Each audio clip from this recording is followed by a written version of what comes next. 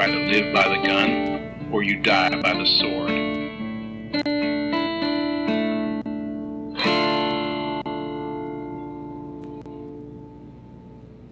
The post-nuclear apocalyptic Earth. The final frontier for vamps and weebs. Welcome to the Good, the Bad, and the Weird podcast. I'm Nico. And I'm Chris. And today, if you haven't guessed it from last week's announcement and today, we are doing Vampire Hunter D Bloodlust. Oh, indeed we are. Yep, one of my all-time anime, at least stylistically, favorite anime movies. Yes, a favorite of mine as well, but unfortunately one I regularly forget that I love. Partially because the plot of this movie is wild. Yeah, it is a bit all over the place. And, I mean, to be fair, it is based off a novel series, specifically the novel Vampire Hunter San D Yosatsuko. Yes, and by Hideyuki Kikuchi. And while this is based off of the 1985 novel, being a 2000s film, it is many a times they remind you this is a lightly based on. Yes. And on top of that, that's not even the first novel in the series. Then the first movie in this series is based off of a different book in that series, and neither of them really are about each other. It's very complicated. Yeah, and for those who don't understand the title I just said, it's Vampire Hunter 3 D Yosatsuko. Yes. However, I was originally under the impression that there was only a handful of books, because that's how many were in my public library when I was growing up. There's not. There's so many. I have a mission now. There's 56 books now as of recording. And I will... See, and here's the thing. I did just say to everyone I know that I was going to try and read the Wheel of Time series. Might have to pause that and read the Vampire Hunter D series first. Because, again, I thought there was only the three. I had read them long, long time ago when they were free in my public library as a youth. And now that I know that there's so much more Vampire Hunter D I could be consuming, I do have a mission. Well, this iteration's screenplay, as well as being directed by, is Yoshiaki Kawajiri. It's starring a lot of English people. Yeah. Because this movie was specifically made for an American audience, same with the Blade Runner animated movie that this guy did as well. Yeah. But it's starring Andrew Philpott as D, John Rafter Lee as Meyerlink, Pamela Adlon as Layla, and Wendy Lee as Charlotte. And honestly, this is kind of a fascinating group of people because it is a large cast who have been doing animated movies and video games for a long time. Sure have. Philpott was in 1989's Columbo. Of course he was. Goes to the Guillotine. And he is Lord Braska in Final Fantasy X and Razzler in Final Fantasy XII. I knew you would spot the Final Fantasy in his long list of things. Oh yeah, just wait. John Rafter Lee is also in Final Fantasy XII as Sidolphus Daemon Banassus. God, we really gotta work on the names in Final Fantasy. And Judge Magister Gabraith in Zodiac Age. Of course. And was Meyerlink in the 99 Vampire Hunter D video game. Also fun. As well as Jason Wynn in various animated Spawn movies. Oh, yeah, fantastic. Yeah. Adlon, and I don't know how I feel about this still. Yeah. Is the voice of Bobby Hill as Absolutely well as Shinra in Final Fantasy X too. I love that. Yeah. No, I've seen many an interview with her and it cracks me up. It is just crazy. And even like Wendy Lee is Kei in Akira, Kagero in Ninja Scrolls, Faye Valentine in Cowboy Bebop, Yorichi in Bleach, and I'm going to stop there because she has 667 voice credits right now. Absolutely. A lot of additional voices, but still a lot. So many. And also, most of this cast worked on Ghibli movies at one point or another. Of course they did. And it also doesn't stop there. We have Michael McShane, who's the voice of Left Hand, is Tuck and Roll in Bug's Life, as well as Dr. Swanson in Office Space. Yeah. Sid in Final Fantasy X and X-2. Yeah, there it is. And he was the muscly white shirt guy Charles in Castle in the Sky. I had forgotten about that character, I won't lie. As well as Matt McKenzie, who plays Borgoff, is Aaron in Final Fantasy X and X-2. Yep.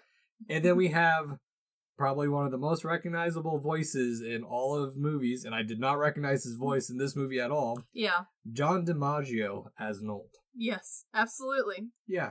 I honestly was, like, really surprised by, like, how prolific this voice cast is, because even when you watch it, you don't like really hear it as much because it feels so much different than everything else they're in. It does feel very different, and part of that, I think, is our main character D, very lightly spoken man, and also apparently Andy, who voiced him, was told to just say his lines straight, not to act any of them, because the character was meant to be a little bit awkward and a little bit like, I guess, cowboy in the Wild West sort of way, very spaghetti western in his performance, and they didn't think Andy could just do that character. They're just like, no, just say him straight, your normal voice is fine. A little bit of Clint Eastwoodiness in it. Yeah, exactly. And so that kind of starts the tone for a character who's so lightly spoken, despite being the main character. And then on top of that, we do have this very star-studded cast, but knowing that this is the second Vampire Hunter D, the first one, well loved in the animation community, but it looked garbage. It was not... It looked of its era. It doesn't look as beautiful as this one, and this is why we chose this one specifically. I am very partial to this one. I will not lie. You are being kind. It doesn't look good, even for the time. And on top of that, while it did have some big names working on it and everything, it did not have the presence that, because, again, they're based on novels, there was already a fan base for Vampire Hunter D pre-movies, being made. And so they just felt that, this wasn't good enough for how many, the fan bases exist, we'll put money in, let's go ahead and put some bigger names in here. Yeah. And it makes sense. It also helps a lot, because this is, again, the plot is really weird, and so having good voice actors helps a lot. The world's a little weird. So for people who are unfamiliar with the Vampire Hunter D series in general, like we've said, it's a series of novels, and it surrounds the mysterious Vampire Hunter D, and it's set in a nuclear post-apocalyptic world where humans they haven't advanced past, at least stylistically, the Middle Ages, but they have all these high-tech equipment that they used prior to the fall, and there's this whole the whole thing is that after the apocalypse, the vampires arose and then took over the world and brainwashed people, and then people finally started rebelling, and now we're in the age of twilight of the vampires. And in this post-apocalyptic world, the nuclear detonation created other demons and monsters, which exist in our mythology already. It's not like they purely made these creatures, at least not a lot of them. And that's why there's all these other creatures? Yeah, so the other creatures, there's some other stuff in it too, and I'll get to a part of it with the werewolf a little bit. We will. But a good chunk of these creatures were either ancient creatures, a couple of them here and there. There are. But a lot of them are also genetically modified creatures that were created by the vampire class to subjugate the people. There's also that. The other thing to note is stylistically, if you have not seen it, this is both beautifully gothic romance along with steampunk western. Yes, part of the difficulty in making the Vampire Hunter D movies in general is and this comes from a lot of other people who probably found it the same way I did, is the illustrations for the artwork, and artwork is done by one of my favorite artists, Yoshitaka Amano. Absolutely. Who has been illustrating the novels since 1983 onward, and he is also the concept artist for Final Fantasy since day one. So there's a lot of stuff that he's done, and that's how a lot of people got to know about Vampire Hunter D. And even if you haven't seen or watched any of Vampire Hunter D, you've probably seen at least a piece of clip art or cover art of it at some point if you were in the animation or anime world, because it is breathtakingly beautiful animation. Well, and the thing with it is Amano's artwork is very hard to even try to replicate. I mean, there's other movies like Angel Egg that are based off his artwork, and it's not quite the same, but yeah, he did help with the character design in this movie, but most of the true animation was done by Madhouse Studios in Tokyo, with post-production being done in California. And also, one thing I find interesting that we didn't plan this at all. We did not. We are not that clever. Coincidentally enough, Kikuchi, in the postscript for his first volume or first novel, and again, this is the only one I've listened to, so I haven't gone too far into the rest of the Vampire Hunter D world. Sure. The horror of Dracula from Hammer Films was his first inspiration into horror, and we just did the horror of Dracula. Sure did. And honestly, I do see it. There is a over-the-top romance to it. The interesting use of the name Lee as in some of the characters the is very fun. the very first vampire or the big lord in the first novel his name is Lee. Which very cute. I hope that's a nod. Oh, you 100% know it is. It's gotta be. And while this movie is very much more fantasy, more over the top, and much more anime than that movie ever could dream to be, you definitely can see the ties. There is that kind of power seduction that movie introduced to the vampires. There is a lot of extra cape flourishing that this one goes way over the top with, but that movie started it. Yeah. And so I see it. I like it. It's a good connection. Yeah. So before we dive into it, our sources for today's episode are just a behind-the-scenes featurette. Yeah, and then I googled as many of these people as I could. Some of them did talk about their time on the movie, but most of them briefly remembered having worked on it at one point when asked on a panel and said, yeah, I do remember doing that. Yeah, and there's only been limited releases of this movie in the stateside too, so that's frustrating. It's very frustrating, because I was going to recommend this to a friend who doesn't have the DVD, and yeah, there's one spot that if you really, really want, you can watch it, but it is not available for renting at the moment.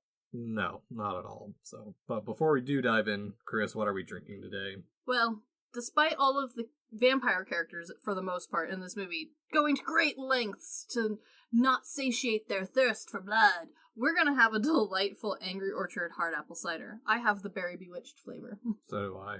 Delightful. Cheers. Yummy. Your husband's too much of a snob. He is. I don't know why he doesn't like this one. It's good. So, Vampire Hunter D, Bloodlust. I love that immediately when we dive into this world, we get this decrepit architecture that's just covered with crosses everywhere to simply set up the world as the crosses deform, plants rot, fountains freeze as a vampire abducts a woman. And I do wonder if, because how they set this up, I wonder if the crosses are just kind of like a good luck charm, or they've just not fetishized, but turned it into like their ornamentation of like, oh, this is what the old us used to believe, so we're going to put it everywhere as our architectural design to hopefully bring us good luck against these guys. It's hard to say, because this movie is so stylized that it's clear that this is meant to be very over the top, very romantic in its horror, as far as like the fountains freezing and the crosses, and there's like a rose bush that all of its leaves fall off very dramatically. Yes. It's very beautiful. It's the flower on the windowsill, very Beauty and the Beast. Very Beauty and the Beast. It's very over the top. It's wonderful. And we do see later that religion for the humans is still a thing. We have one character who prays very heavily. But, with that said, this is almost Mad Max in its level of, like, what the world isn't anymore. Like, buildings are just crumpled for no reason. No one's taken them over. Yeah, hyper-vampiric and gothic, futuristic. Overly vampiric and gothic, with that base crust layer that Mad Max kind of reminds me of, where it's mostly desert.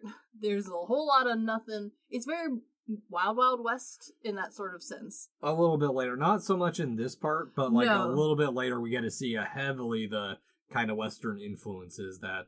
Absolutely, because a huge inspiration for especially our main character is spaghetti westerns and samurais.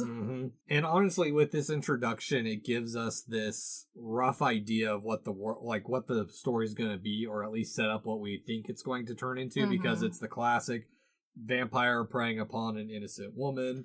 Yes, there's a lot of fun twists, and I will say that the twists that are explained are the ones that I didn't need explained. Because it starts right off with a woman in bed going, oh no, and then being picked up by the mirror shows no one. Bum bum bum. Yeah, and the one thing that I don't particularly care for in this intro as well is that after the abduction, when we get to see the space station that's just kind of floating and decaying, and we get this text scroll explaining to us the world, it's so brief too. Yeah, it doesn't really dive in as much as it should. No. And it, like, honestly, I think most of us can get the gist of this world from this opening and just getting into the movie. It just kind of, it doesn't connect as well, I think, unless, like, if this had started the movie, I don't think it would have been a great intro either. No, it is unfortunately bland. I do like that we bring in the idea of an abandoned, like, space station. Mm-hmm.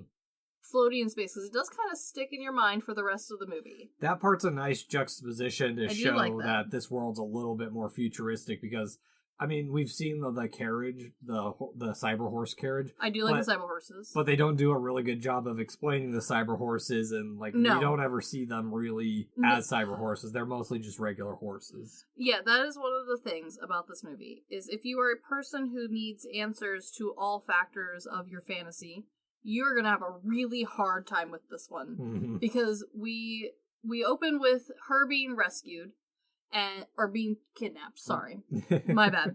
Her being kidnapped, and it starts off so stylistic that you think to yourself, okay, well, I think I can get behind this. That won't be a problem. I understand vampire logic very well. Mm-hmm. And then we get to the next scene where we are already introducing more oddball elements. And, it builds so quickly, and the things that you probably, as a new watcher to Vampire Hunter D, want answers for, it's going to be the thing that drives you up the wall for this movie. Yeah, well, we go from this medieval city in semi-ruin to a meetup in a falling apart church. This is very at noon, meet me at the abandoned church in El Paso sort of situation. Mm-hmm. It's so Western. It's even got the blazing sun. Exactly. I think it's a good way I think that would have been a better contrast than trying to explain this whole setup to the rest of the world. Because, again, the setup to the rest of the world is mildly interesting, and I see how, from the book standpoint, is important to understanding all the nuances of who people are. Mm-hmm.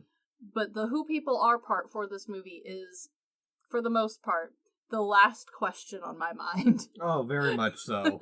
And, honestly, this whole scene is just really to set the MacGuffin in place of the bounty for rescuing this man's daughter, Charlotte, mm-hmm. confirming that there's vampires and his name is Meyerlink.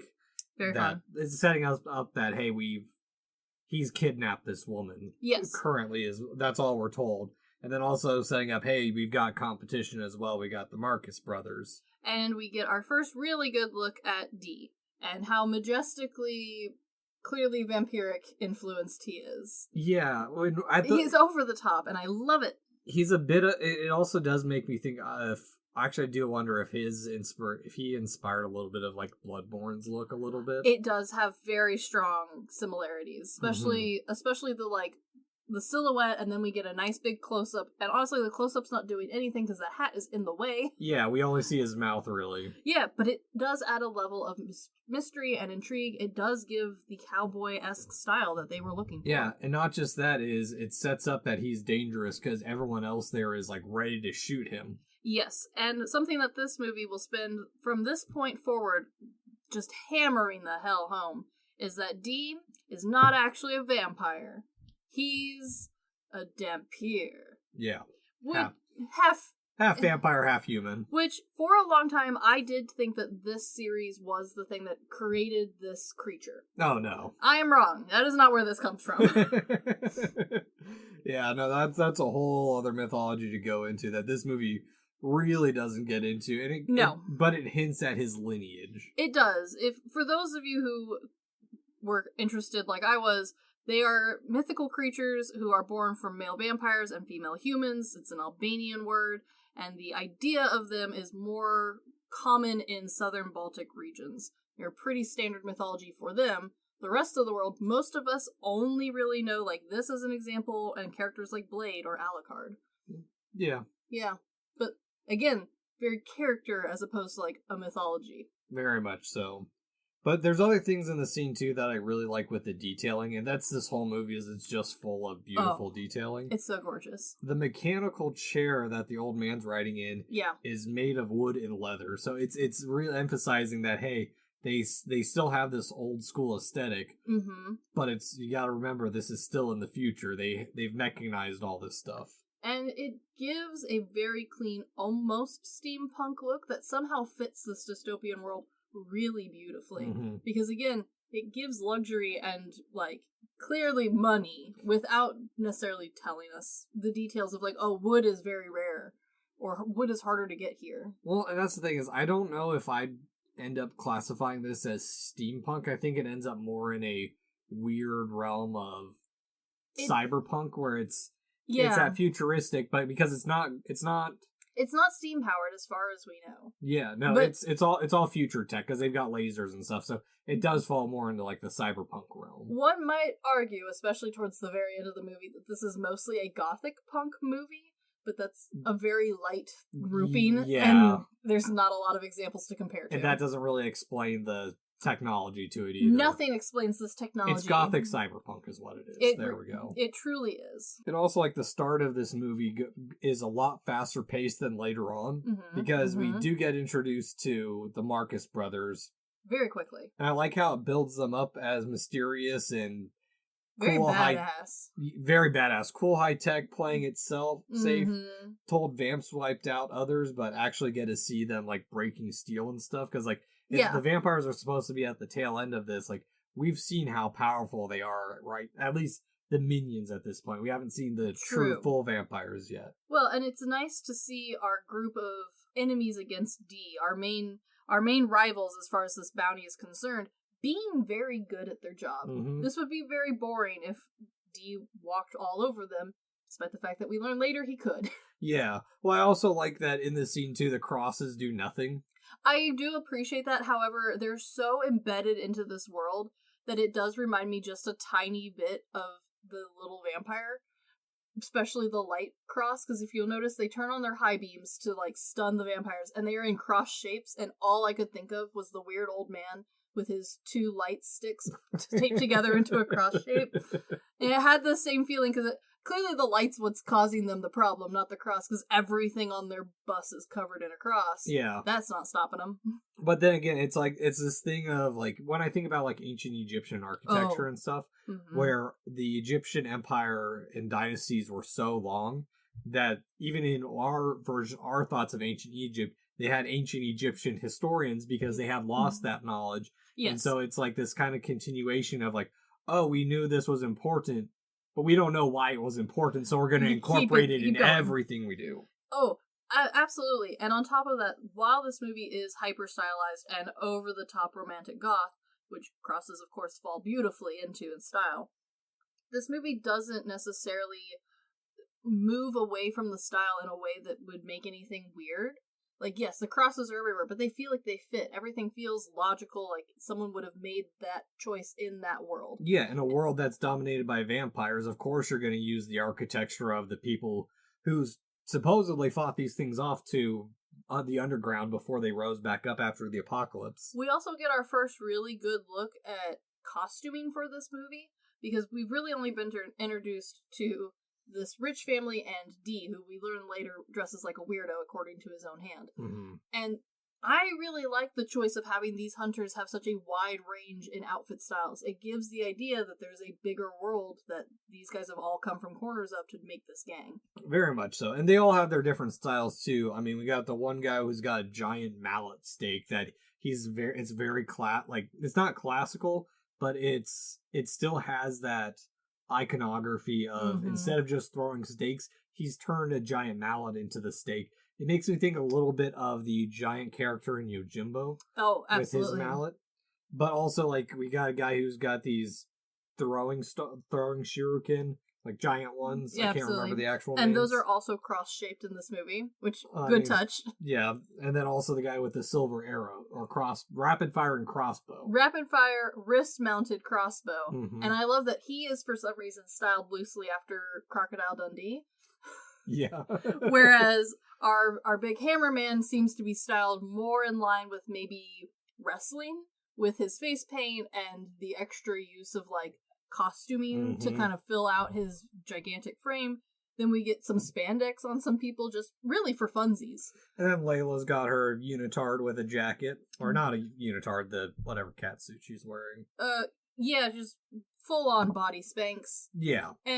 But it is in a line that does reminisce of other 80s anime styling, and it gives that future without necessarily having to watch those shows. Very you much kind of so. remember lightly, like, oh yeah, wasn't there like a mech thing that had a similar style? Good enough for me. The future. Yeah, no, exactly. takes that, okay, we have all this tech, but we've stopped stylistically at this age. And the other thing that is actually surprisingly fun is, despite verbally, like, mentioning a few times the Spanx being a little bit, skimpy, little sexy, for the most part, camera-wise, director-wise, none of these characters are sexualized for the outfits that they are in, which is a wonderful change of pace and lines up really well with that idea of, like, the Dracula horror story being the first inspiration, where, again, power, mystery, and vampirism is the sex object here. Yeah, it's not this upskirt shot fan service that you see a lot of. Yeah, despite wearing full bodysuit, we barely get 2 booty cheeks on her most of the time, and I appreciate that, because we have a lot of other stuff to look at. Very much so. And speaking of beautiful things, I do like that, again, keeping the pace of things, Vamp D catches up to them pretty quickly, and we get that iconic shot of him catching the arrow against the moonlight. It looks so good. It was on the cover of so many anime, like, Nightcore cover art inspiration of, like, us moody teens, who even half of us hadn't even seen this movie, but we saw that piece of art, and we were like, that's my whole personality from here forward. And it's beautiful. It's so overly stylized. His coat isn't even the same size in the next scene, and I'm totally fine with it. I don't care. Well, it's a good way to, one, quickly show his skill comparison to the rest of them, as he's able to catch that single arrow. Exactly. But also, if you think back to when we first saw Meyer Link, he spread his wings like the like his cape like the vampire, but upside down. Whereas he did the same thing in the moonlight, kind of paralleling that, hey, this guy is... a bit more. Yeah, this is... Okay, he is a Dunpeel. He's a little bit different. And it is nice to see that this movie tries very hard to maintain this balance of constant reminder that Dunpeers are no good as humans, they're no good as vampires, everybody hates them, boo. And yet, the only Dampier we see is D. And every scene he's in, he's cool as hell. Yeah, and specifically in the movie, if we use the term interchangeably, there are like multiple variations. He's called a Dunpeel, not a Dampier. Yeah, but it's too bad. That's how it's spelled. Yeah. So, but I do also like that, even though like it's a real quick conversation with them, he's already trying to like run ahead of them. Yes. But it does this setup of Layla's intrigue, or it depends on how like you read her as a character. Yeah, because she's a little too interested in D, but she's also kind of acting on her own away from the rest of the group, showing her that maybe she doesn't fully fit in with everyone else. She definitely does seem like they're all odd men out, which is why as the group they think they work, and yet when you see them all operating together, especially in the last fight, she does kind of feel off, because she's not able to do the big moves like these other guys are. Yeah, she's more so, it feels like she's there to defend the truck. Yes, which we find out later is useful, but not really a great morality boost. Yeah, and I'll get into why she's a little bit of an odd character too. True. And why she's also interesting in this group itself. But at the same time, her being slightly interested in D, especially after we see arguably one of the most beautiful scenes that he is in, it would be weird for her to not be at least intrigued. Oh, very much so. But I also like with the intrigue is that because D doesn't talk. No, not really. Left Hand is used to explain the ins and outs of D and like his weaknesses of like, hey, just an FYI, it's hot out. Your weakness is heat. Now, we do need to explain what Left Hand is, very briefly, for those who have not seen this movie. Is a parasite. Yeah, he literally has a very crusty old man's head living in his hand. Think of the priest from Inuyasha. Do you remember that TV show Parasite, the anime one, and then they made a live action, and everyone was like, fun, weird. It's like permanently that? Yeah. Yeah, and do they explain to you what Left Hand is? No. They just have him show up and start talking to himself. Again, it's something like the reason I think Left Hand works better than like the opening credits or like the opening text info dump. Sure. Is because he just is. Like the rest of this movie, He just exists. We don't need an explanation. He's just there. I kind of agree, and as someone who watches a lot of these really oddball films pretty regularly, he's definitely not the weirdest thing that I've had to, like, just let exist in a film at all. However, he is explained in the books, and it is kind of cool. Mm-hmm. And so it would have been nice to have one or two lines to kind of quickly be like, yes, Dampirs don't just have weird hands. You're a parasite. There's other parasites in this world, too. There's parasites. Yeah. Which would help explain another character later, but we don't talk about it. Well, and see, that's the thing, is like this building of this fantasy world, and especially as we move on to the barren portions, building up this western and the danger of, like, there's not our standard creatures. They've got these sand rays. I love the sand rays. They're so magical. Mm-hmm. They look terrifying, but in the same time, giant flying manta rays in the sand. Yes. Well, again, it's just building up how different this world is from what we know of currently. Yes, and again, that lends to the overall stylistic choice of being this gothic, romantic-styled anime. This is kind of how a lot of these are. I was a huge fan of this style of animes and manga during high school. Mm-hmm. And there's a bunch that are like this, where, like, they do not explain what anything is. There's a lot of really weird choices. It's very Alice in Wonderland without any morals or explanations. And that's a huge part of the draw for a lot of people, is just the imagery for the imagery's sake, not necessarily backstory. And so I get it. But with that said, having watched this along with someone who needs the backstory, there was a lot of bitching happening. Brian. Yeah, well, you know. Yeah. But I do like that while this is a little bit of a montage, it's showing the ruin and abandon of what used to be, but that even though, like, there's all this stuff, is not a dead world. I mean, there's a giant forest in it, too. And the aftermath, like, creatures even seem interesting. These manta rays clearly are just creatures. They're not demons, they're not monsters, nobody's coming after to kill them. They just exist. Mm-hmm. And that's fun. I like that this is a well-rounded world.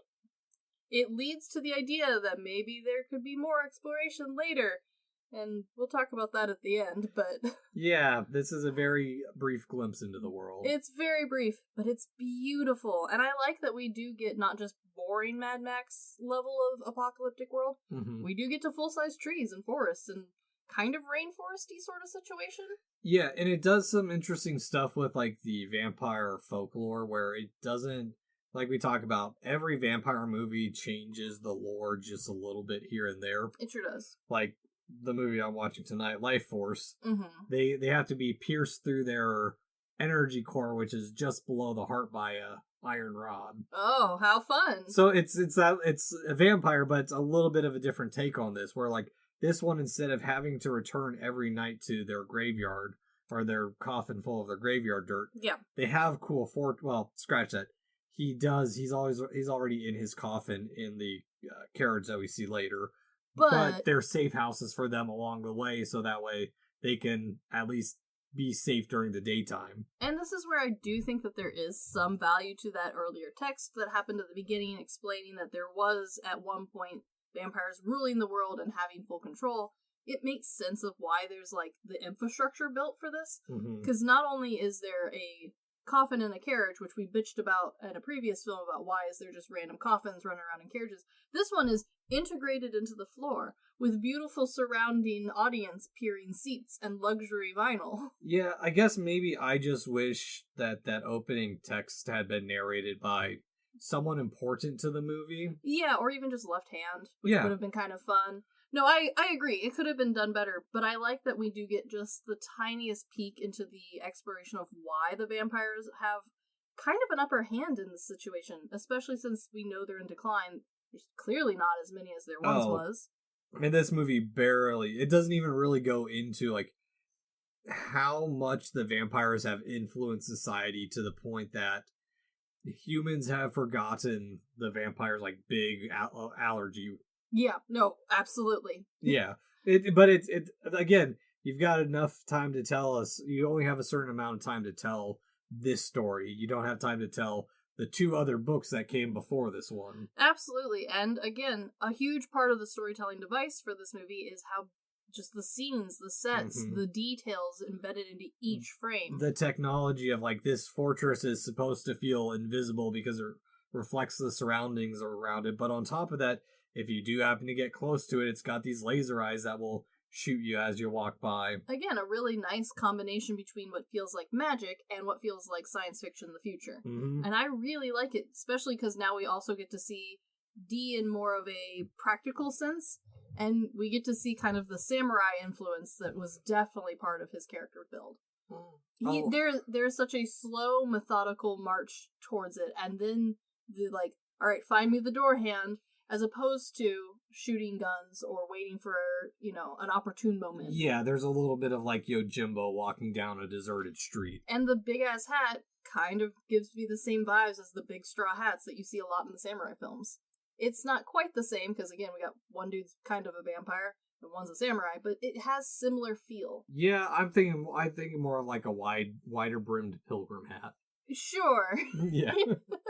But also, the movie does little things, too, of, like, using parallel action to, like, D trying to find the entrance to this fortress while the sun's setting, just kind of giving that just enough information of, like, hey, time's kind of running out, we gotta hurry this up a little bit. I do like that we still have some limitations to these, honestly, incredibly overpowered vampires, because as the vampire lore progresses from 2000s to where we are today, 20 years later, our vampire lore has moved on enough that it would not have been surprising to have more vampires without the weakness of the sun at the very minimum.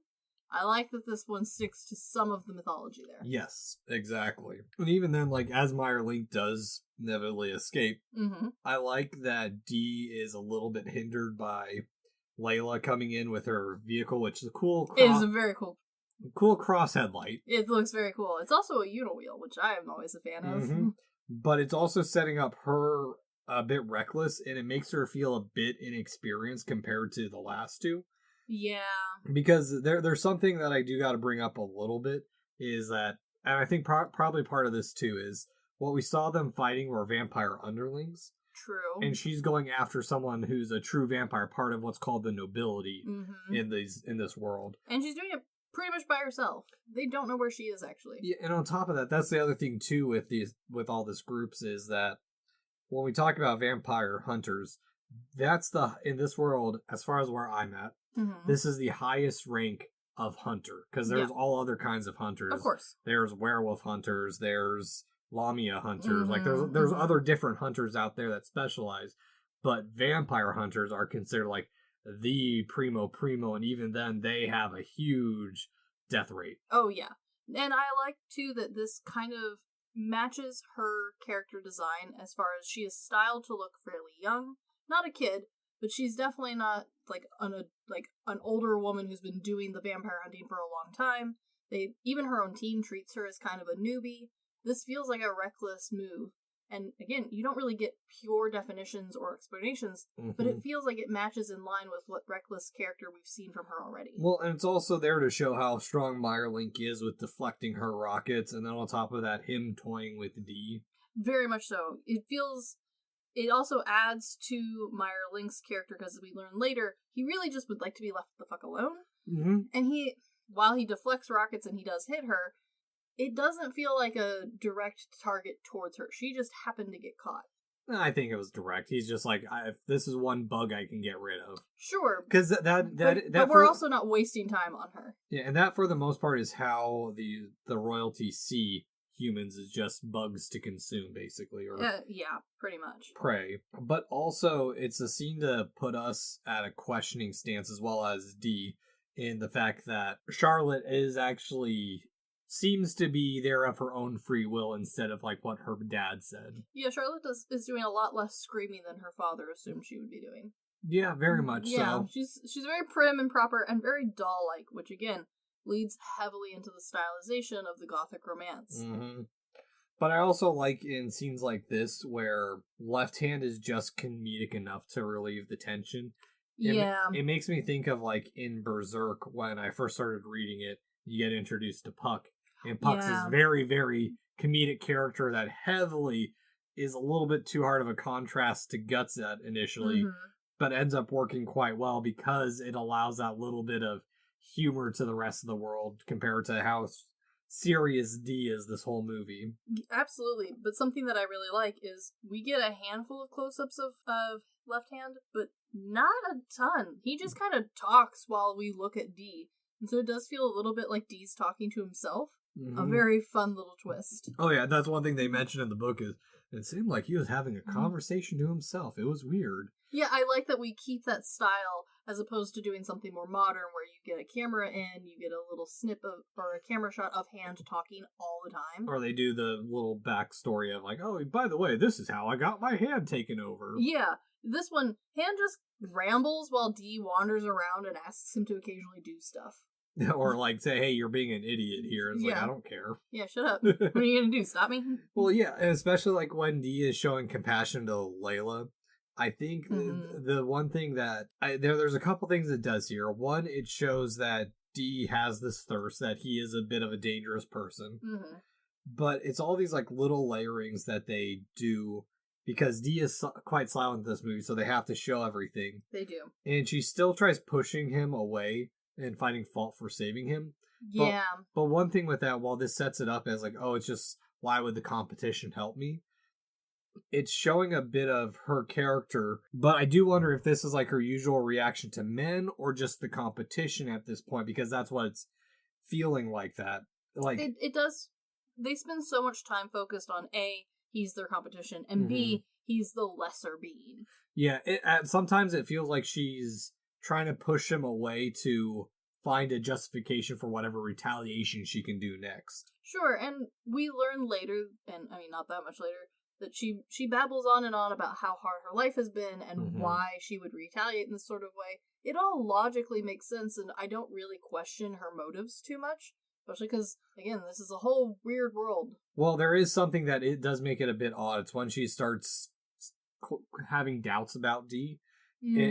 Part of it is why it's odd is, and I don't know if you remember this from the books, but it's mentioned that at least in the first one, when they explain the rules of the hunters, they usually don't act on anything unless it's for them to get paid. Sure. So D, while characteristic in the book as well, doing something outside of the code, for Leela, who's a hunter, this is something odd, even though this is just how D is.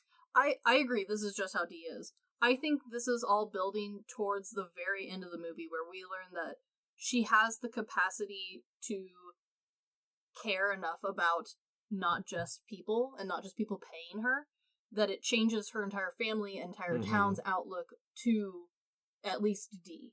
Yeah. If not more than D. We don't know. Well, very much so. And it also it starts putting parallels between D and Meyerlink. Yeah. Where Meyerlink has this compassion for this girl, and we get the start to set up of his absolute loneliness that we already know D is probably pretty lonely, even though he's got Left Hand. Yeah, Left Hand I don't feel like fills the void. You know, he seems maybe as helpful and loving as Clippy the Paperclip, but I do like that one of the gothic romance elements of vampires, and something that is, for a lot of the movies I pick for vampires, one of the key features is the idea of like, well, I'm immortal, and I'm forever alone, and forever sad. And it's very over the top, and it's always romanticized. And I like that this movie very quickly brings it in, because you're already thinking it because of the style of the movie. Very much so. The lone swordsman. Again, yeah, bringing all of that background too. Something that's pretty common in samurai films too. I cannot accept your love. I must continue on. Yeah, very much so. And that's every Zatoichi movie. It really is. Yeah. But I also like that, because we have to keep progressing this movie with, when we get to the Barbarois. Oh, yeah. I appreciate that it's such an obvious trap that everyone is like, yeah, it's a half trap. Like everyone it's definitely a trap. Yeah, everyone in their weird half siblings are like, yeah, we know, but we're gonna go in regardless because like we can't just walk around this place at all. Oh, or have the man who shoots things, or the other man who throws things, or the lady with a gun shoot at the thing. We're gonna send Hammerman in there. Yeah. That feels dumb, but okay. Well, that's also just like a warning of like what's gonna come with like the illusion and trickery of like showing more that the vampires have these larger powers. Or no, it's not even really the vampires. Just creatures of the night in this world have more powers. Yeah, whatever this assassin group is called. Yeah. The other thing that I like is this also proves that the brothers have a bit of an arrogance to them. They've had a lot of success, and to their point, they've had some hardship. They've never gotten close like this before, and it makes their later stance on hard, no, we're gonna keep going, make a lot more sense if right from the get-go they're like, no, we can get this done. It makes me feel like they've hyped up their don't get me wrong, they're skilled. Yes. But I think they've built up their notoriety to think that they could take on a vampire. Yeah. Whereas now one of them has just been killed by something that isn't a vampire. One showing that the world is dangerous outside of these vampires, but that maybe they're not as strong as they make themselves out to be. Oh, I absolutely think so. I also like that this was a really interesting fight to introduce some of the powers that you might see in this world. It really opens up the realm of maybes, especially for a 2000s film where we already have a bunch of examples that whoever's watching this has probably already seen, probably already has some idea, especially since this is an anime film. Yeah, the shadow power makes me think of like Shikamaru and Naruto. Absolutely, and while stylized totally different and the character feels totally different, you feel like you kind of sort of know what the rules might be a little bit here. And so it's frustrating to watch these idiots who clearly did not know about this beforehand do exactly the thing you know you shouldn't do. Walk right into the trap. Yep. No, exactly. But I do like that the Barbarois show us how much else is out there. I mean, there's some lamias, some ghouls, and one little goofy little boy who's like... There's a lot of good background characters who are all surprisingly well drawn. Normally these guys get like goofy faces and a light silhouette and maybe some color. Everyone here looks sharp. Yeah, even the creepy old man is great, just riding around on his unicycle. I love creepy old man. I think what this does is it takes like that circus trope, but turns it into like a city of these creatures. Absolutely. It also plays off of, again, the idea of almost Alice in Wonderland, you never know what's going to happen next, where circuses kind of fit into the same realm of idea and mythology. Because at this point, let's be real, Alice sort of styling is at this point a mythology in a way.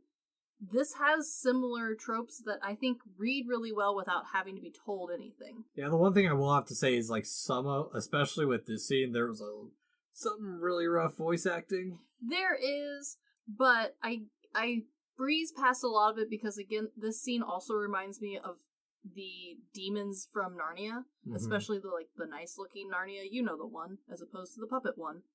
You haven't been exposed to puppet Narnia yet, have you? I have. I'm trying to think of the demons. So the scene where the queen comes out and is like, I have the lion, and they show all of the supposed, creatures of evil that roam Narnia. This has similar vibes to me, and those creatures also were like very lightly like, well, we have like a minotaur, sir, and we have a snake person, and they're like, what else, sir? I don't know, just put stuff together. Start rambling and start squishing them together. And I love when that happens because you get to see some very interesting and creative, very background characters that no one ever intended for you to notice. Yeah, well, I also like it too because, like, while we build this depth, we cut down to 3 enemies to save on animation as Grove's, which Grove's power is cool as hell. It's very cool. But I also like that while he is arguably the most powerful of this group, there's that burden of limitations on what he can even do, and shows why Layla's important to the troop. Yeah, she feels like maybe the medic of the group, maybe where she got her start. Yeah, and it brings this, up until now we've only really seen tech. This is our first glimpse of magic within this world. Absolutely, and it reminds me a lot of some of the spiritualist powers that more Chinese-based kung fu films, but some samurai films bring about, where you have like the sickly noble or the sickly prince, and his entire shtick is that he can do psychic damage. Fill in ghost thing here, he summons thing, he gets carried around and is always coughing into his little white hanky. This brings about the same imagery, and I like that it's very modernized. He has a feeding tube, he's connected to he's like limited to the car, no one's carrying him around in the traditional sense. Yeah, the old decrepit grandma in the wheelchair in Houseu. Yeah, similar. Yeah, very much so. But I also like that his reaction to like D when he's about to attack him, it's depending on how you're perceiving like his relation. Again, that's the thing with this movie, there's a lot of perceived. Yeah, you can guess. It depends on your watching, your viewing. Grove, there's a little bit of, I don't think it's jealousy 100%. I think it's a little bit more protectiveness over Layla, because there's clearly some affection he has to her compared to the other ones. They're definitely closer. But in a way, it's also him trying to maybe take out the competition that even Dee can cut through magic, because that's the other thing. Dee's got a very special sword that we don't get into. You just have to accept. The other thing that I think makes him interesting is his very brief reactions to Dee, because he doesn't leave the truck minus this one scene. He just is kind of... There's another scene. Oh, no, there is another scene. But, like, this poor dude is just in the truck 99% of this movie. But he occasionally will say a quick line to Layla, like, oh, is this the guy? Like, you can tell me what, like, and it comes off as brotherly, but also understanding. Mm-hmm. And that makes a very interesting dynamic when he sees Dee himself face to face. He might have a little bit more of an understanding of, like, oh, this guy is extra problem. There's something special about him that's gonna... to be fair... I think he knows that they're not gonna win from the beginning. I think after this scene, I think he's like, I don't know, guys, I think we're gonna hear Hass's... I think we should, like, not do it. Yeah. He's not very vocal about it because clearly they have a leader and a hierarchy and they are all stubborn. Mm-hmm. But he's one of the few ones to vocalize and be like, I don't know if this is a good idea. Very much so. But you're right. There is that part where he's like, we could turn back now. Yeah. And like, I know if you read it straight, it comes off as like, well, he's the one tied to tubes and the equipment to keep him alive. But I think it reads more of like, no, he just can see Dee more clearly. Well, and it also gives him a bit of a more compassionate character, not fully arc, but just more depth to him, where he's more interested in doing the right thing and being kind to other people, basically. Yeah, you can see like where maybe him and Layla have agreement on that. Mm-hmm. But I also like in this scene that the city head is just like, oh, well, not my problem anymore. We did our best. And he just toodles around. I love it. Yeah. did jack shit and still got paid. he did jack shit, still got paid. And then I love that he leaves and his final line is, well, I'm sad I didn't get to see the show. And then the camera quickly cuts to us looking directly at Dee. Like, they wrote that line, be like, we know what you're here for. It's okay. Well, and in this chase, too, I mean, Dee still isn't the strongest guy out there. He has weaknesses. He gets caught up in traps too. He does. And I like that we have some weaknesses, especially because it gives us room to build towards this final battle at the end of the movie. And the Spike woman's cool as hell too. Yeah, it really is. She's another one where you kind of just need to accept that you don't fully understand what she do. Mm-hmm. But you kind of get the gist. She turned into Thing. Whatever she touched, she turned into, maybe? Well, it also makes it dangerous for what she's around, too, because Grove is immobile in this. That's true. Mm-hmm. And I like that it does lead right into this battle with the shadows, and it's really, it feels like it's pushing the skills of these hunters. Mm-hmm. And... like, they are definitely out of their league at this point. Well, in the morning, long shadows build that tension, because we saw how easy it was to take out Nolt. Yes. But while maintaining a very Western stylized look with the long shadows, the rising sun, gives the whole shtick and caboodle. Showing their skills as well as just like, hey, by the way, we learned we're not idiots. We're not going to fall for this same trap twice. They're not total idiots, and they can be taught. But again, this isn't the quickest fight. They've already lost one guy. Well, I don't think it feels like this fight is actually relatively quick. But I think it doesn't feel quick because it's at the end of a long chase. Mm-hmm. Exactly. And then also, like, we get a little bit more that the left hand's there, showing the powers that it can suck up spells. Yeah, again, they don't explain jack shit to you, the movie watcher. You just have to accept that that's a thing that can now be happening. Yeah, just let it be as it is. Yeah, and honestly, by the end of the movie, that's the least weird thing we're worried about, so... fine. Yeah, well, and that's the thing is, like, I like that it gives us this little bit of information here and there, because we get the setup of the cryptic path to the stars for the vampire's goal now. I do like that. That's fun. And I think for most fans of Vampire Hunter D, especially when this came out, they liked this level of just adding these things in without really explaining. They felt like they were in the know, and for those who became fans from this movie, at least the friends that I had, they were really into like, well, now I need to go read the books because I need to know more. So I see why the style choice was made. Yeah, very much. I mean, it's It's this style of letting things just exist within these worlds. Absolutely. And let them be natural instead of people trying to, like, explain, hey, I need it. It's like what my brother's having an issue with trying to go back and get his fiance to watch anime. Yeah, there's a lot of, Yeah, especially with, like, Bleach and, like, Jujutsu Kaisen, all these ones that are, they have to explain and set up absolutely everything. But again, those are much longer series than this. And a lot of those were meant for first-time watchers to anything. This was not. They weren't targeting this towards a first-time watcher. In fact, its rating was, I believe, R when it came out. Yes. So, yeah, this wasn't for the casual viewer. No, not at all. But the other thing, too, is, like, with this scene, every single scene is building something about the world itself. Especially with the towns being helpful to hunters, but continuing to show that Layla is a bit of an outsider from the group, acting alone again, with the other guy getting a little bit worried. True. And it's all to show her interest in D goes just beyond this little rivalry. Like, even Kyle's like, are you sure this is, like... Are you sure this is the guy? The rest of the people are catching on. It's not just Grove now, it's Kyle. And her thing is immediately to make it harder for D, because it feels a little bit of, like, playground flirting. Again, it makes her feel really young and inexperienced. Yeah, almost in a way of testing him in its own way. But it's also to show that the towns don't like Dampiers. They'll accept them when they need them. But other than that. Exactly. And that's what Polk, the old man character, is there for, is to be like, hey, by the way, D isn't just compassionate in this one spot. I was a kid back when D was good to us people back then. Like, he's still doing good. Yeah, you can trust this one person, which, I understand Dampiers are part vampires. Sure. Well, and the other thing that I like is not only does it add a layer to Dee's character, it adds a layer to Dee's timeline. Because this man is so old, he's the last person in the village to actually remember this happening. Everyone else, he looks very old, but then even the full-grown adults who are there, the mayor, is like, or sheriff, I don't know. Even he doesn't remember. He's like, oh, that's just a story. Like, no, that didn't happen. So it's adding another layer of a mystery, but also a power level to D.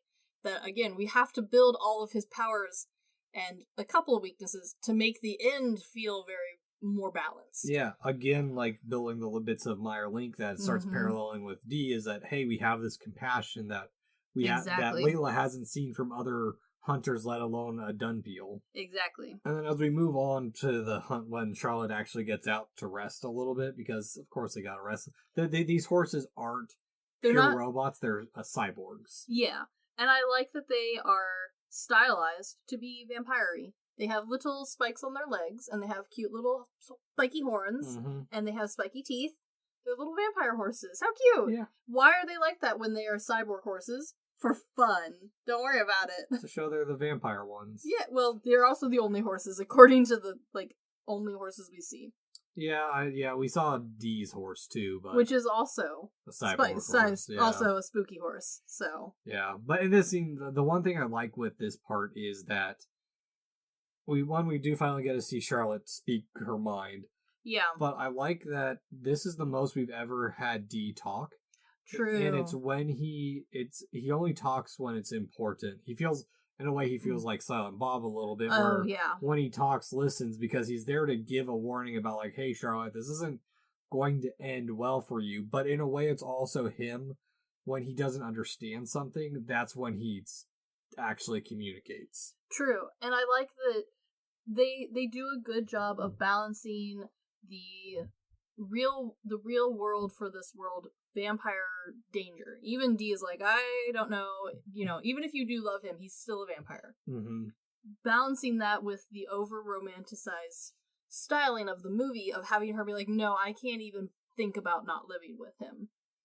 Having those two interactions happen within the same scene helps balance them out and helps the audience member remember that this is not just like a cute love story. This is a bigger problem that is we are having to deal with in this movie. In a way, it parallels the end of what Layla and Dee's relationship could have been if Dee was a little bit of a different person. Oh yeah, there's definitely some foreshadowing, potential. What could be. And again, showing Layla so gung-ho and unskilled, she just gets knocked out by anything that comes her way, and Oh Dee my just God. lets it happen. Maybe she'll learn to duck next time. Oh, very much so. But again, this is a big building the layers of this movie where we had to have Left Hand explain to us that, hey, beware the sun, man, beware the heat, and it is finally getting to him, like really building that tension. And this is where, like, for the first time, while it's been violent before, this is where it gets a bit it starts bloody getting there. yeah.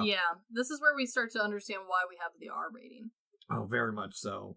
And it's also like, even though Dee does take her out, it's the start to give Layla like a return of the compassion she saw before. Yeah. And I like that her killing of this creature is just it feels like a little bit more luck than anything, because it's her blades and lightning that kill it rather than her actually taking her out. It is 100% luck. 100%. But that luck in her own eyes seems to run out because this storm now forces her to have to hang out with the vampire who's partially buried under the tree. Yeah, Damphir, sorry. But I like it because it's instead of going tit for tat, it's their time to actually talk and try and understand each other. It's that slight break to give us her tragic backstory and maybe why she is a bit of an amateur. Yeah, and it also adds to what becomes a very interesting moral for this story, as far as learning to turn the other cheek and also to trust an individual, not just their title or what they are. Exactly. Yeah, no, that's the thing, is like there is a lot of that going for this movie. Yeah, definitely. And honestly, it does a good job of making her feel lonely enough and giving her and Dee that common point of commonality, and that's the loneliness that we also see in Meyer Link. And really it's those maybe 4 characters, because Charlotte doesn't have much to her character. No, and honestly, maybe a solid quarter to a third of the time she's on screen, she is unconscious. So, not a ton happening, but she is important. She definitely has a personality. She just is... Yeah, I'm not saying that she's a nothing character. It's just that she's lesser than the other ones. Yeah, I would say she's maybe more of a plot device than a character. Well, I also like with Layla and Dee is that they're setting up this goal for the future of they'll return flowers, or they put flowers on whoever dies first grave. Yeah, which I think is a very nice way of rewording the idea of that loneliness that is supposed to be part of the horror of the vampire disease and curse. Well, and the curse of being a hunter of... Yeah. It's a loneliness that not necessarily just living forever will reflect. Also their lifestyle, because she knows that, one, she's not relying on the other 3 to put flowers on her grave. That's true. She's assuming that either she outlives them or they don't care. Yeah, exactly. And it's up to this potentially immortal. And complete stranger, really. She knows him, but not well. She knows him better than I think any of the other people in this movie do. That's true. Yeah. But I do, in the next scene, I think it's important how she contrasts to the other characters, or the 2 other hunters that are remaining for the most part. Because while they're setting up the danger that they're heading towards with the bridge, it really shows how Charlotte is also... It's showing Charlotte and Meyer Link's love for each other, where... He's willing to sacrifice himself in the sun for her. Like, this is maybe top tier romantic imagery in this movie. Oh yeah, especially like with her running to him and holding on to him while he's still burning. Yes. Well, it's also a way to open up Layla's eyes fully that maybe what they're doing isn't right. And it's also giving punishment to the other 2 for wanting to... Well, they're like, okay, well, we'll kill Charlotte. What will they know? They'll just know that the vampire turned her. Yeah. Oh, it does turn them from just being a hero to... It's a little bit souring the game, if you will. Very much so. The other thing is, this is kind of the first time for Charlotte that this adventure is probably truly dangerous. She has been fairly well protected and in a nice, safe coffin with her love. And while I'm sure she kind of understands the danger that is happening, this is the first time where I think it's fully under her understanding that she's not the only one who could just, like, die from this. Because she's very clearly ready to sacrifice herself for this love. I don't know if she was ready to sacrifice him for this love. No, not at all. But also, the stomach werewolf. I love Stomach Werewolf. Stomach Werewolf is hilarious because there's also a very quick scene where he stands on a rock howling at the moon while transforming into a werewolf, and then a werewolf mouth comes out of his stomach and also howls at the moon. And then immediately gets killed by D. And then he dies. But I love that. It is another one of those creatures where if you are only watching this movie and aren't going to indulge in the books, this character's freaking weird. Yeah, well, and because they only refer to him as a werewolf. And part of that is, and granted, I haven't gotten far in the series, just the first book again. Sure.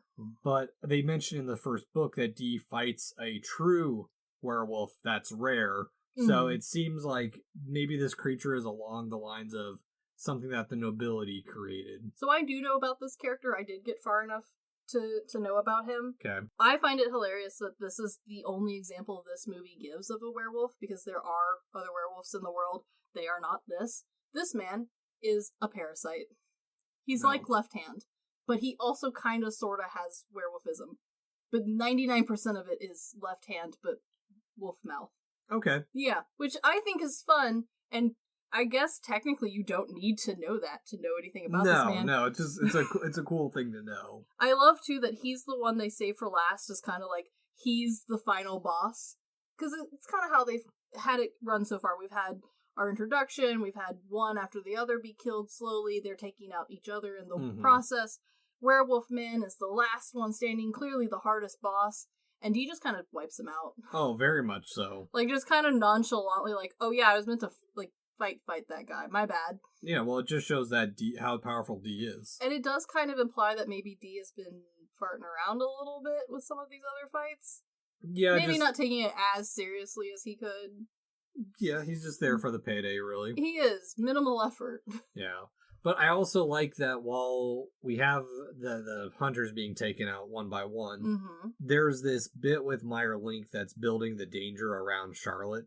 Yeah. Where his hunger, while he's kept it at bay, it's still there. Like, it is growing. Yeah, like D earlier with Layla. Yeah. No, absolutely. And I do, again, love the romantic gothic imagery of him being so close, and yet, no, I must resist. Well, this is a fantastic example of how to write that well. Mm-hmm. Well, and also, I do like the little detailing of, like, the tips of the teeth are red. The eyes turning bloodshot, which, again, a nice nod to original vampires. Yeah. Well, and even as we're, like, pushing towards this climax, the hunters, even Layla, is, like, her reasoning feels half-hearted for going forward with this. Oh, very half-hearted. Mm-hmm. And especially, like, as we start building into the other literary lore of the movie and what it's tied to. Yes. Especially building up the we'll see the Uber Gothic castle. Oh my god, the most beautiful thing ever to exist. Carmilla, who we talked about in Horror of Dracula as being technically the first vampire novel that got overshadowed by Dracula. Oh, and I love that they have these two in here. Because Vampire Hunter D, one of the running, I don't want to say jokes, but it kind of feels like it at this point, is that everyone who is new to the series clearly thinks that the D stands for Dracula. Mm-hmm. It does not. No. He, in fact, several times tells the entire audience, like, I am not related to Dracula at all. At least twice in 2 different books. He claims to not be related to Dracula. So he says, but Left Hand explains that Dee's father was the vampire king and gets cut off before he says the full name. Again, something that is implied as the running joke of this series. And granted, I have not read all of them. I just learned there was a lot more than I have read. But the parts that I read, one of my fun things was I was like, oh, obviously this is Dracula. Or at least Dracula's son, just Dracula Jr. According to the books and according to D, his name does not stand for Dracula, and is not the son of Dracula either. But Camilla is meant to be the Camilla. Yeah. Which is hilarious to me. Well, I like that they really do bring up build up how terrible she was, that it took the Vampire King, the start of their lineage, to stop her from her bloody rampage. And I love that just because they managed to kill her, we gallop up to this beautiful castle. You see it in the distance. It's gigantic, it's gothic, it's got the flying buttresses that have no real use. There's windows that could not possibly stand. Towers for days. This is a beautiful thing. It's the advanced architecture of the future, Chris. I look forward to it. I don't look forward to drafting it. But Just like 5 details you gotta do that they just repeat over and over. I hope. Oh god, I hope. Or it's a panel system that comes pre-manufactured. But as we gallop to this beautiful castle, we get told via, I think, Hand, or maybe someone else, that, like, yeah, you know, she's dead, but her ghost is still a huge, huge problem. Mm-hmm. And I love that that's how we take her down just enough of a peg for her to still be a huge problem, huge risk, but potentially beatable. It's the true immortality of the nobility that even in death, they're not truly dead. It's always this problem that's going to come back, because that's one of the mysteries, at least in the first volume. Yeah. Of how does that work? Yeah, how did they survive the nuclear obliteration of most of the world? Exactly. And I really like, too, that we, instead of backtracking how powerful she is, because we get told, like, oh, no, she is the bloody Camilla, she is the worst thing to ever happen, it's so good that your dad took her out, sort of situation. Mm-hmm.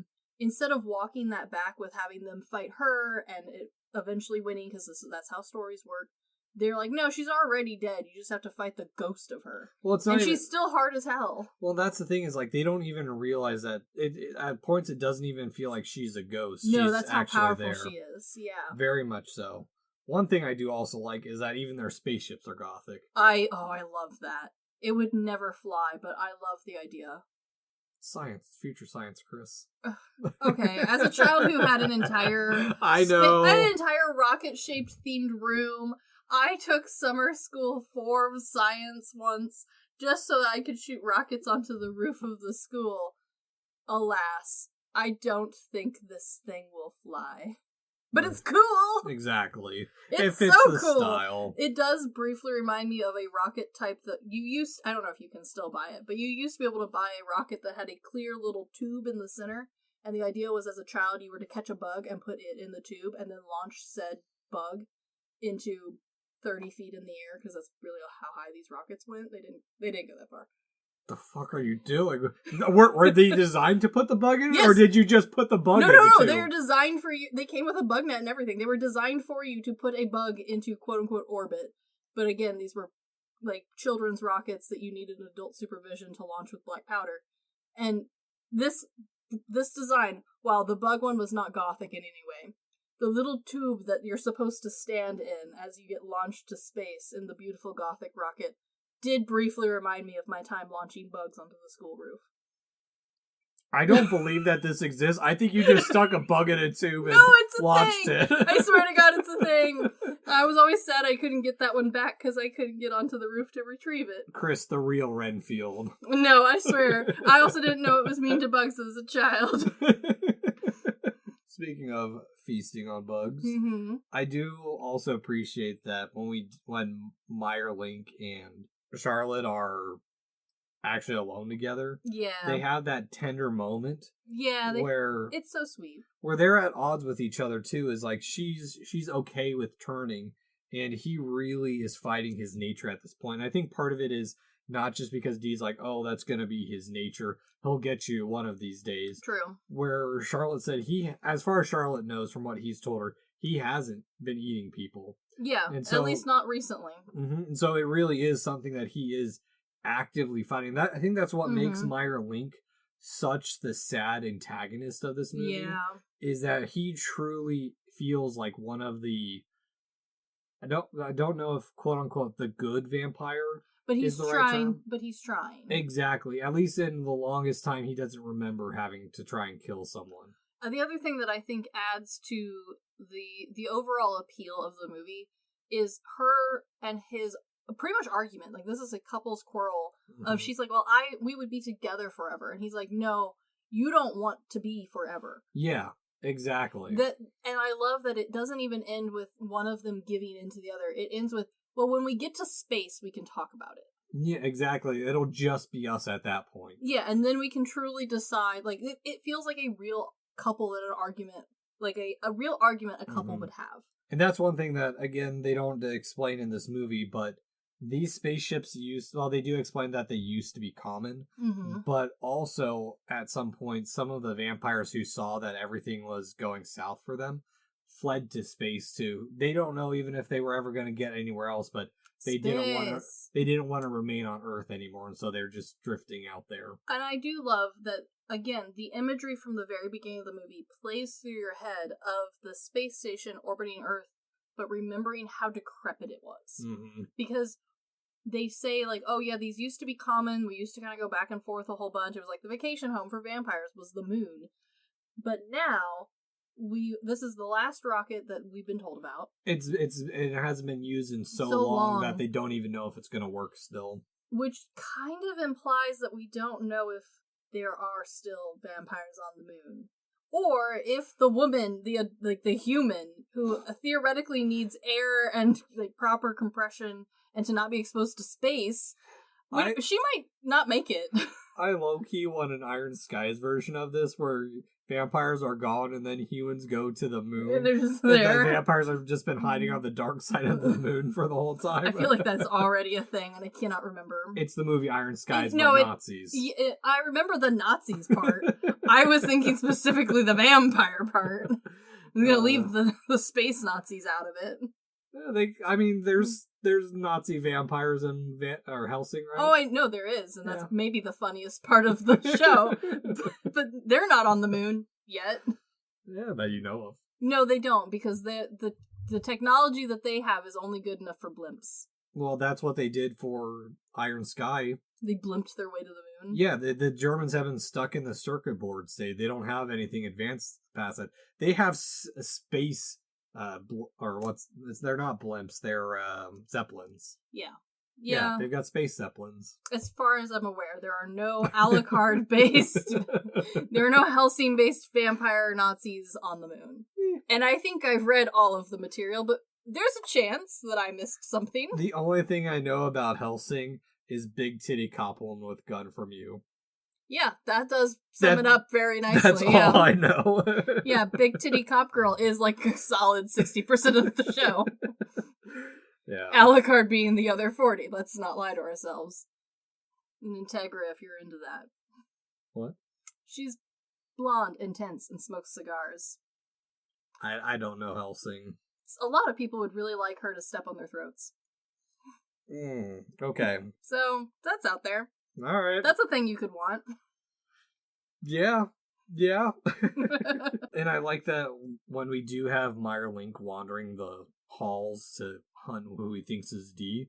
Yeah. I like that he's wiped out real quick and we immediately know it's not D and that it's so good. Something's not right here. I love this because it adds to the question that you already had in the back of your mind of, well, Carmilla seems very solid. Seems very real for a ghost lady.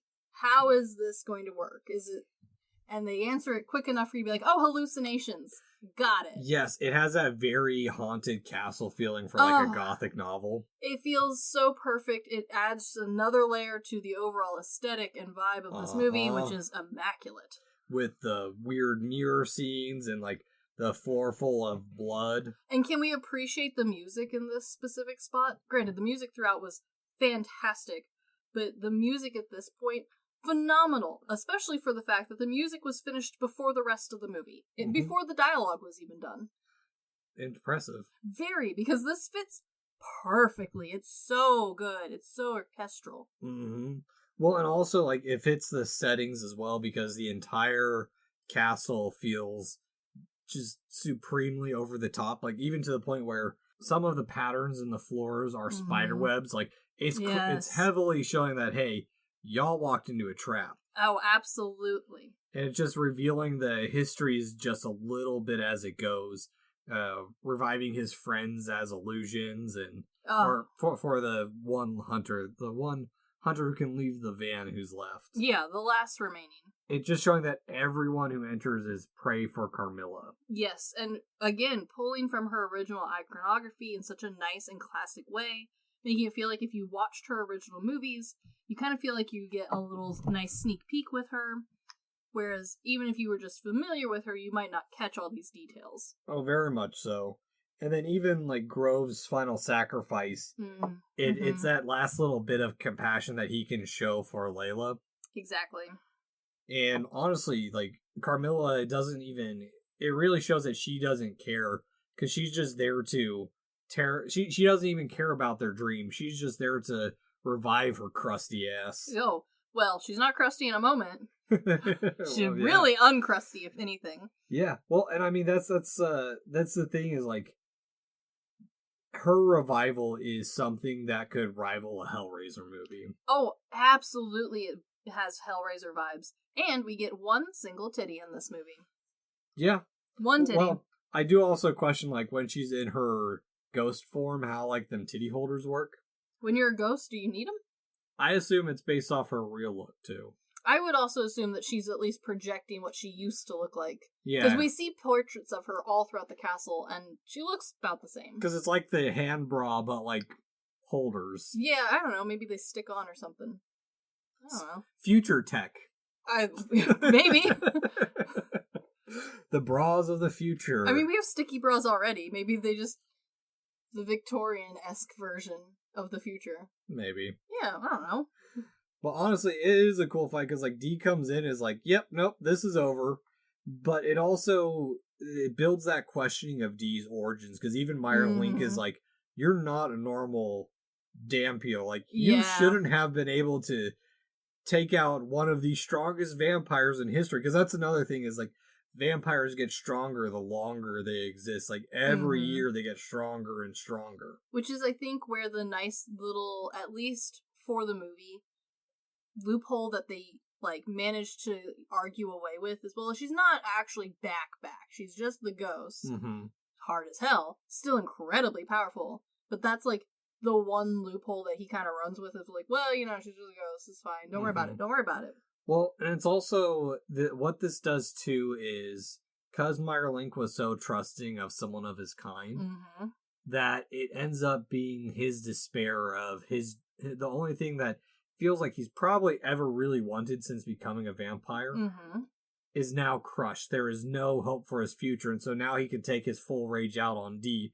True. And we get a really quick and cool fight with them too. It is actually very cool. And you do finally feel like it's a proper almost match for Dee, because a lot of these other fights haven't felt quite that level. Well, even to the point where like, because Layla's the one who, she can't pull the trigger because she's seen the other sides of these creatures. She knows that Meyer Link was genuine. She knows Dee's genuine. Yeah. And so she can't like bring herself to kill them. And that's kind of what, like, even Dee doesn't pull himself to kill Meyer Link.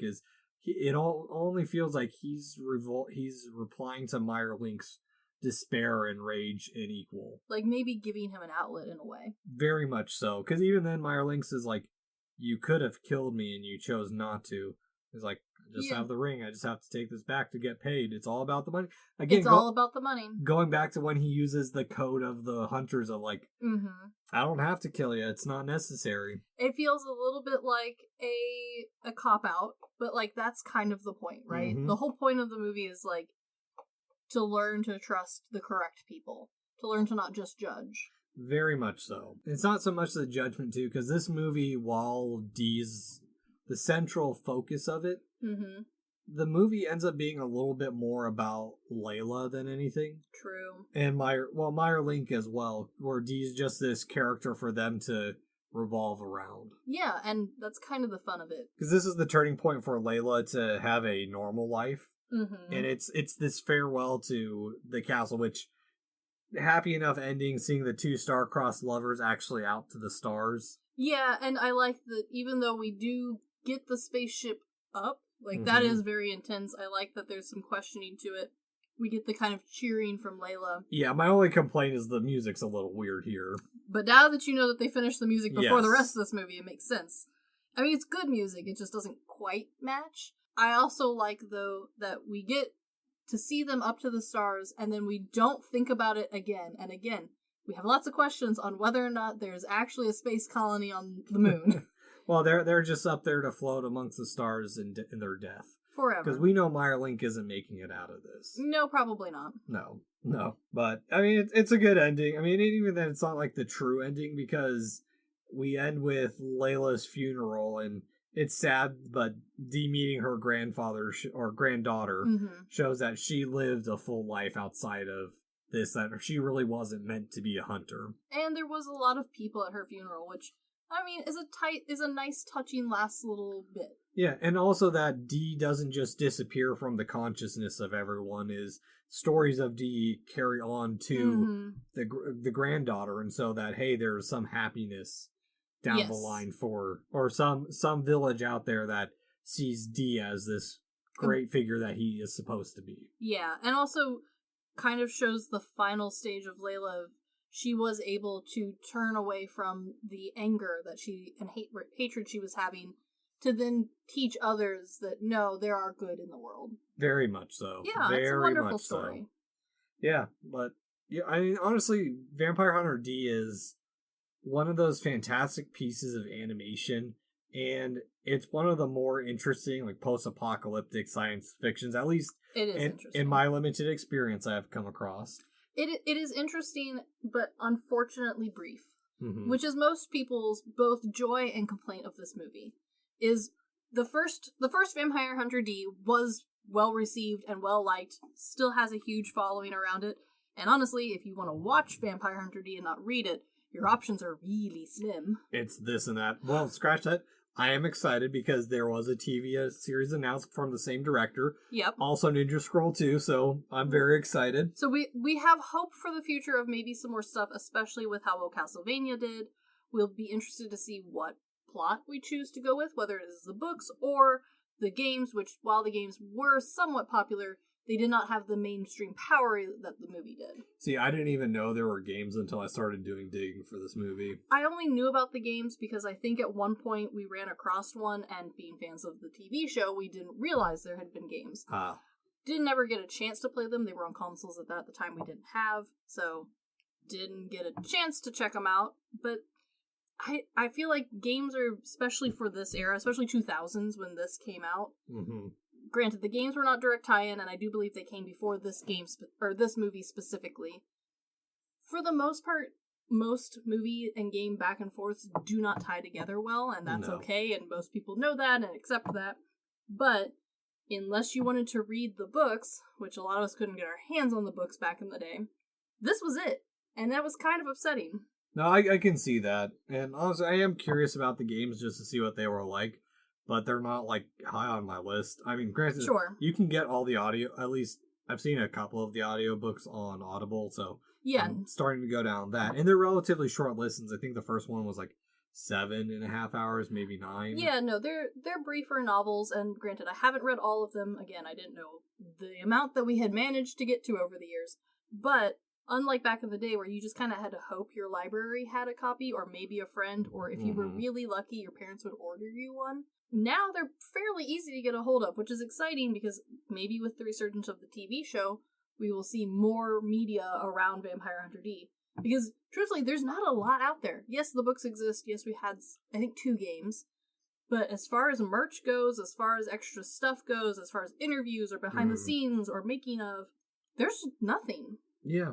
I think that's sad, but I think in a way, like with Tarantino, when there's not a whole lot of behind the scenes, is that this movie takes minimal storytelling and gives it a pretty coat in a good way. Yeah. It allows us to question and imprint our own ideas on the characters and thoughts of their motivations, because we're not told everything. We're told just enough to make them interesting without, oh, this is my complete tragic backstory. Because honestly, like, Layla's backstory isn't that interesting because, like, for the most part, it's everyone else's backstory, or every other backstory that you've come across is, oh, my parents were killed by monsters. Yeah, no, you have a good point, and especially in a world like this that we've created, there's only so many people with happy lives.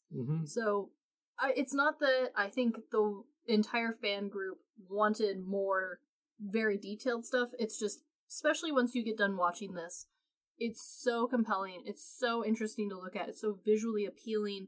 The story is interesting enough that you now have questions, but there's not the fan base to kind of hold your hand and walk you through what other options there are, like there is with, like, maybe Full Metal or even Attack on Titan. Like, there's not the big stuff behind it. You know what I mean?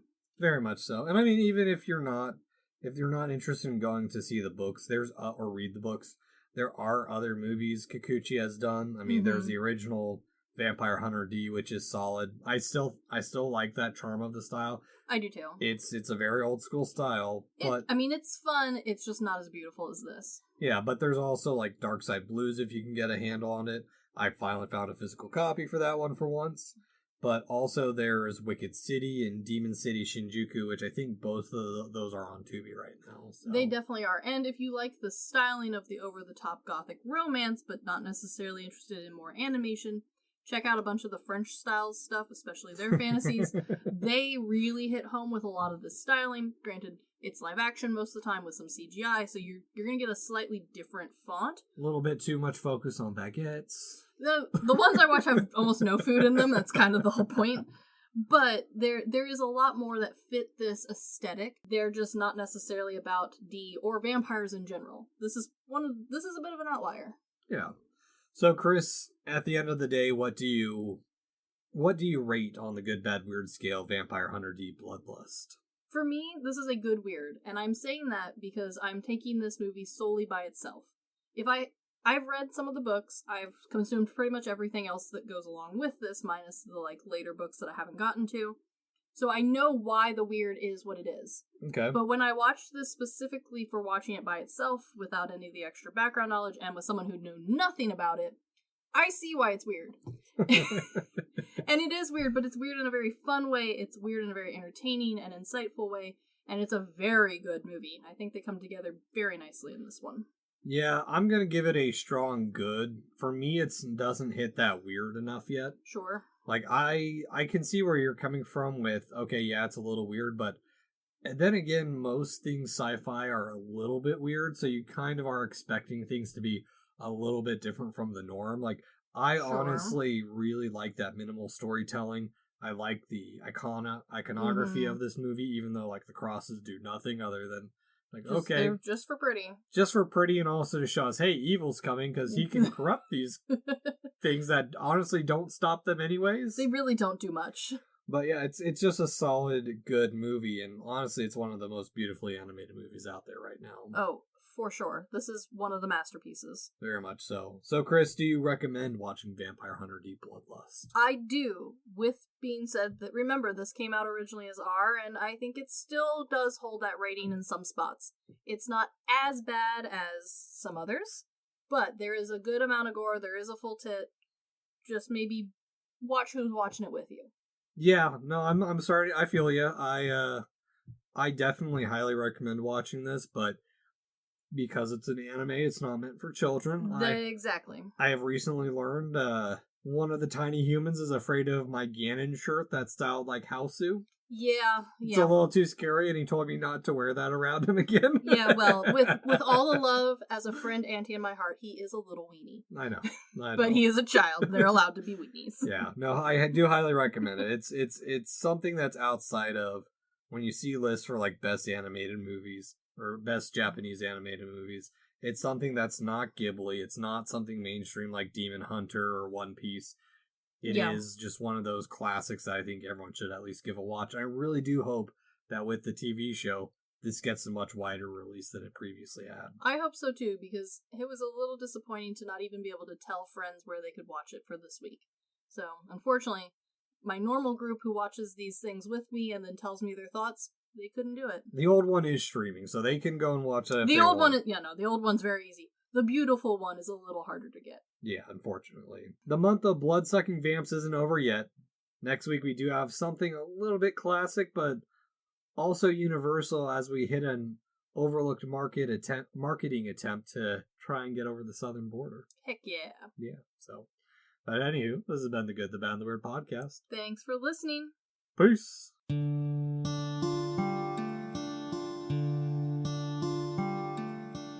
Thank you for stopping by this here town of the good, the bad, and the weird.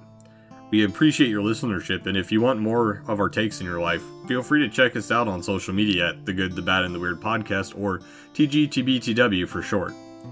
As well, if we missed a fact, your favorite part of a movie, or just have a suggestion and want to reach out and say howdy, feel free to email us at tgtbtwpodcast@gmail.com. And feel free to join our Discord at The Good, the Bad, and the Weird Podcast, where we talk about movies, just share random banter here and there. And always check out our podcasters, streamers, or any other content creator we shout out in our episodes. We really appreciate it. And as always, thank you for listening. Peace.